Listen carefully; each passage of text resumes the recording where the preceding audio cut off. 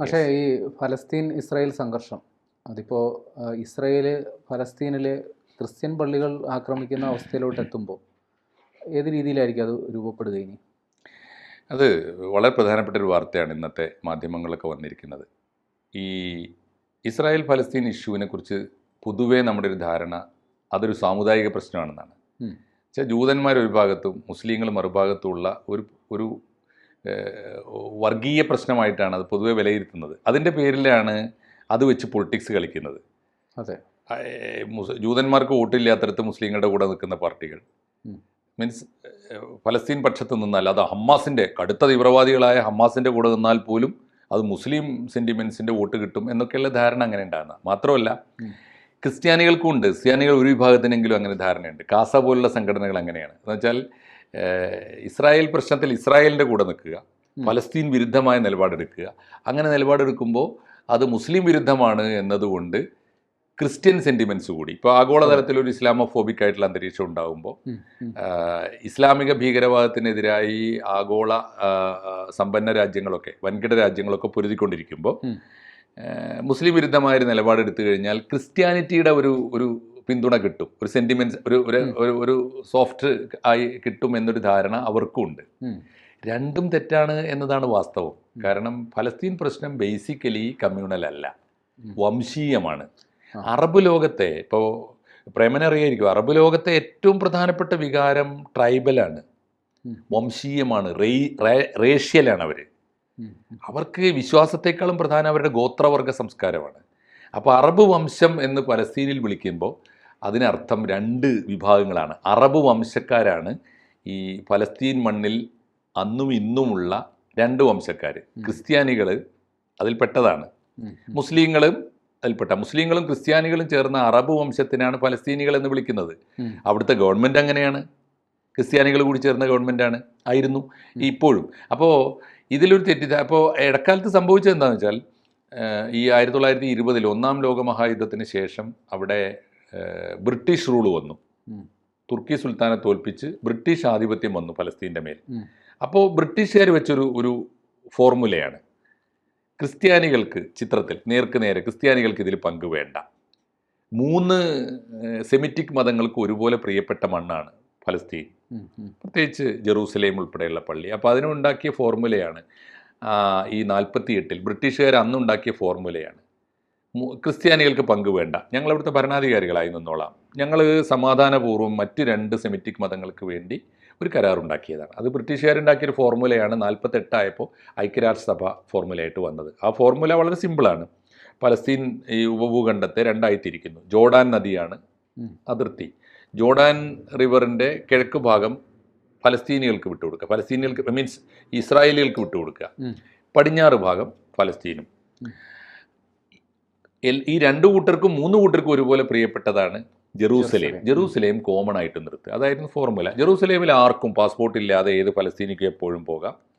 അങ്ങനെ ഒരു ഫോർമുലയാണ് ഉണ്ടായത്. ആ ഫോർമുല നിർഭാഗ്യവശാൽ അന്ന് അംഗീകരിക്കാതെ പോയത് ഇസ്രായേലല്ല, പലസ്തീൻ പക്ഷം, ഫലസ്തീനെ പിന്തുണച്ചുകൊണ്ടിരുന്ന അറബ് രാജ്യങ്ങളൊന്നും അംഗീകരിച്ചില്ല എന്ന് മാത്രമല്ല ഇസ്രായേൽ അംഗീകരിച്ചുകൊണ്ട് മുന്നോട്ട് പോയി.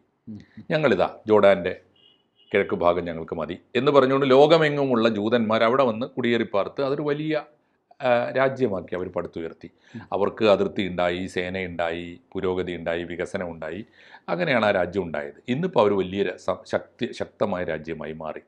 അപ്പുറത്ത് ഈ കരാർ അംഗീകരിച്ചില്ല എന്ന് മാത്രമല്ല ഇസ്രായേൽ ഇത് അംഗീകരിച്ച് മുന്നോട്ട് പോയി എന്ന കാരണത്തിന് ആഗോള സമൂഹം ഇസ്രായേലിനെ ഒരു രാഷ്ട്രമായി അംഗീകരിച്ചു എന്ന കുറ്റത്തിന് ഇസ്രായേലിനെ ആക്രമിച്ചു. 5 അറബ് രാജ്യങ്ങൾ, ഈജിപ്റ്റ്, സിറിയ ഉൾപ്പെടെയുള്ള രാജ്യങ്ങൾ, 5 രാജ്യങ്ങൾ. അപ്പോൾ ജോർഡാൻ, ഈ ലെബനോൺ ഉൾപ്പെടെയുള്ള രാജ്യങ്ങൾ അവർ അന്ന് മുതൽ ആക്രമിക്കാൻ തുടങ്ങിയതാണ്. പിന്നെ തുടർച്ചയായ യുദ്ധങ്ങളാണ്. 6 ഡേ വാർ എന്നൊക്കെ പറഞ്ഞ് 67 അങ്ങനെ എല്ലാ യുദ്ധത്തിലും തോറ്റുകൊണ്ടേയിരുന്നു. അതിൻ്റെ ഒരു തുടർച്ചയാണ് ഇപ്പോൾ നടന്നുകൊണ്ടിരിക്കുന്നത്. ഇസ്രായേലിന് ഇനി പുറകോട്ട് പോകാൻ പറ്റില്ല. കാരണം ഇസ്രായേലിന് ലോകത്തിലെ അവർ പണിപ്പെട്ട് വളർത്തിയുണ്ടാക്കി, നമ്മുടെ കൺമുമ്പിൽ വളർന്നാൽ 48 നിന്ന് ഇപ്പോൾ 70 കൊല്ലം കൊണ്ട് അവർ കഷ്ടപ്പെട്ടുണ്ടാക്കിയ ഒരു രാജ്യത്തിന് മേൽ ഇനി സുരക്ഷാ പ്രശ്നം അവർക്ക് ടോളറേറ്റ് ചെയ്യാൻ പറ്റില്ല. 0 ടോളറൻസ് ആണ് അവർ. അതുകൊണ്ടാണ് ഒരു തീവ്രവാദി വന്നാൽ പോലും അവൻ്റെ നാടെവിടെയാണോ ആ നാട് പോയി ഞങ്ങൾ നശിപ്പിക്കുമെന്ന് പറയുന്ന ആ ഒരു പ്രതികാരമാണ്. അത് മനസ്സിലാക്കാവുന്നതേ ഉള്ളൂ. ഇപ്പോൾ രണ്ടാമത് അതിൻ്റെ പേരിൽ അപ്പുറത്ത് ഒരു രാജ്യം പോലും ഇല്ല അവർക്ക്. അവരുടെ കുറ്റം കൊണ്ടാണ്. പക്ഷേ ചരിത്രത്തിൽ അബദ്ധം കാണിച്ചാലും മനുഷ്യനാണല്ലോ. ആ ഒരു പരിഗണനയാണ് ലോകം ഇവർക്ക് കൊടുക്കുന്നത്, പലസ്തീനികൾക്ക്. അവരുടെ പൂർവ്വപിതാക്കന്മാർ രാഷ്ട്രീയ ദിശാബോധം കാണിക്കാതെ കാണിച്ച അബദ്ധത്തിന് ഈ ഇപ്പോൾ പിറന്നുകൊണ്ടിരിക്കുന്ന മക്കൾ എന്ത് കുറ്റം ചെയ്തു, അവിടുത്തെ ആശുപത്രികളിലെ രോഗികൾ എന്ത് കുറ്റം ചെയ്തു, പാവങ്ങൾ, അതാണ് ചോദ്യം. അപ്പോൾ ഇപ്പോഴത്തെ ഒരു ചിത്രം ഇതാണ്. അതിൻ്റെ ഒരു വംശീയ സ്വഭാവം മാറി, അതിൻ്റെ വംശീയ സ്വഭാവം കുറെ കൂടി വെളിപ്പെട്ടിരിക്കുന്നു. വംശീയത ഇപ്പോൾ സംഭവിക്കുന്നത് എന്താ ആലോചിച്ച് നോക്കൂ. ഇപ്പോൾ സംഭവിക്കുന്നത് അവർ പറഞ്ഞത് ഈ റിവർ ടു സീ ആയിരുന്നു അതിര് എന്ന് വെച്ചാൽ ജോർഡാൻ നദി തൊട്ട് പടിഞ്ഞാറൻ ഈ കിഴക്കൻ കടൽ വരെയുള്ള പ്രദേശം ഇസ്രായേലായിരുന്നു. അത് ഞങ്ങൾ അംഗീകരിച്ചല്ലോ, നിങ്ങൾ അംഗീകരിച്ചില്ല. ഞങ്ങൾ അംഗീകരിച്ചു എന്ന കുറ്റത്തിന് ഞങ്ങളെ വേട്ടയാടിക്കൊണ്ടിരിക്കണേ. ഇനി സാധ്യമല്ല. ഇനി ഞങ്ങൾ പഴയ അതിർത്തി അംഗീകരിക്കുന്ന പ്രശ്നമില്ല. ഏത്? Jordan river. ഇപ്പുറത്തും ഞങ്ങൾ കൈയടക്കും. അങ്ങനെയാണ് ഇസ്രായേൽ പൗരന്മാരെ സംഘടിതമായി കൊണ്ടുവന്ന് ഗാസയിലും വെസ്റ്റ് ബാങ്കിലും, ആ രണ്ട് പ്രദേശങ്ങളാണ് പ്രധാനപ്പെട്ട പലസ്തീനികളുടെ കുടിയേറ്റ മേഖല. അവിടെ കുടിയേറിക്കൊണ്ടിരിക്കുകയാണ്, അവർ ഭൂരിപക്ഷം ഉണ്ടാക്കിക്കൊണ്ടിരിക്കുകയാണ്. ആ സമയത്ത് ഗസയിലാണ് ഈ ഹമാസ് തീവ്രവാദികൾക്ക് ഭൂരിപക്ഷം ഉള്ളത്. വെസ്റ്റ് ബാങ്കിൽ അൽഫത്തഹിനാണ്, അവർ സമാധാന പ്രേമികളാണ്. അവർക്ക് വേണ്ടി ആ നാട് നശിപ്പിക്കുന്നില്ല. അവിടെ ഡെമോഗ്രാഫിയിൽ മാറ്റം വരുത്താൻ, ജനസംഖ്യയിൽ മാറ്റം വരുത്താൻ വേണ്ടി ഇസ്രായേലിയരെ കൊണ്ടുപോയി അവിടെ കുടിയിരുത്തുന്നേ ഉള്ളൂ. അവിടെ യുദ്ധം ഉണ്ടാക്കുന്നില്ല, അവർ തകർക്കുന്നില്ല കാര്യമായിട്ട്. അതേസമയത്ത് ഗസയിലെ സ്ഥിതി അതല്ല. ഗസയിൽ ഹമാസ് ഉണ്ട്, അവർ ഒളിച്ചിരിക്കുന്നത് മനുഷ്യവാസമുള്ള സ്ഥലങ്ങളിലാണ്. അവിടെ തകർക്കുന്നുണ്ട്. എന്നിട്ട് അതിനെ സമ്പൂർണ്ണമായി ഒരു ഫലസ്തീൻ മുക്തമാക്കിയിട്ട് ഫലസ്തീനികളില്ലാത്ത ഒരു ഹമാസ് ഉണ്ടാക്കുകയും അതിനെ ഒരു ആഗോള ടൂറിസ്റ്റ് കേന്ദ്രമാക്കി മാറ്റുക എന്നൊക്കെ പറയുന്ന അജണ്ടയുണ്ട്. അതിൻ്റെ ഭാഗമായിട്ട് ഇപ്പോൾ ഏറ്റവും ഒടുവിൽ ഹമാസിനെ മാത്രമല്ല അവിടുത്തെ ക്രിസ്ത്യൻ പള്ളി ആക്രമിച്ചു. ക്രിസ്ത്യൻ പള്ളി മാർപ്പാപ്പക്കൊക്കെ പ്രിയപ്പെട്ട പള്ളിയാണ്. അവിടുത്തെ ബിഷപ്പുമായിട്ട് മാർപ്പാപ്പ നിരന്തരം ബന്ധപ്പെട്ടുകൊണ്ടിരുന്നതാണ്. ഫലസ്തീൻ പ്രശ്നങ്ങളൊക്കെ അദ്ദേഹം മനസ്സിലാക്കിയിരുന്നത് ആ ബിഷപ്പ് മുഖേനയാണ്, ആ പള്ളി മുഖേനയാണ്. ആ പള്ളിയെ ഇപ്പോൾ ഇസ്രായേൽ ആക്രമിച്ചു എന്ന് പറഞ്ഞാൽ എന്താ അർത്ഥം? തീർച്ചയായിട്ടും ഞങ്ങൾക്ക് വേണ്ടത് ഫലസ്തീൻ ഭൂപ്രദേശമാണ്. ആ മണ്ണിൽ അധിവസിക്കുന്ന മുഴുവൻ ജനങ്ങളും എന്നുവെച്ചാൽ എല്ലാ മനുഷ്യരും അവരുടെ വിശ്വാസഭേദമന്യേ ഞങ്ങളുടെ ശത്രുക്കളാണ്. അതുകൊണ്ട് ഞങ്ങൾക്ക് അറബ് വംശക്കാരായ മുസ്ലിങ്ങൾ മാത്രമല്ല ക്രിസ്ത്യാനികളും ശത്രുക്കളാണ് എന്ന് പ്രഖ്യാപിക്കുകയാണ്. ഇതൊരു രാഷ്ട്രീയ പാഠമാണ്. ഇസ്രായേലിനെക്കുറിച്ചും പലസ്തീനെക്കുറിച്ചും പഠിക്കുന്ന ഏത് രാഷ്ട്രീയ വിദ്യാർത്ഥിയും പഠിക്കേണ്ട ഒരു രാഷ്ട്രീയ പാഠമാണ്. ഇതിൽ നിന്ന് രണ്ട് ക്ലാരിറ്റി കേരളത്തിന് വരാനുണ്ട്. ഒന്ന്, കേരളത്തിലെ ഇടതുപക്ഷം എപ്പോഴും പലസ്തീൻ്റെ പക്ഷത്ത് നിൽക്കും, പലപ്പോഴും അതിതീവ്രമായ ഹമാസിൻ്റെ പക്ഷത്ത് പോലും നിൽക്കും. ഇൻതിഫാദയെ, ഹമാസിനെ, അക്രമത്തെ, തീവ്രവാദത്തെ, ഭീകരവാദത്തെ ഒക്കെ ന്യായീകരിക്കും. എന്തിനാണത്? അവരുടെ കണക്കിന് കേരളത്തിൽ ജൂതന്മാർക്ക് വോട്ടില്ല.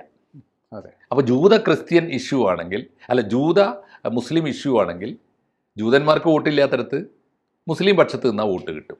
ഇതാണ് ഇതിൻ്റെ ഒരു പൊളിറ്റിക്സ്. എന്നാൽ അതേസമയം മറുപക്ഷത്ത് ക്രിസ്ത്യാനികളൊരു വിഭാഗമുണ്ട്.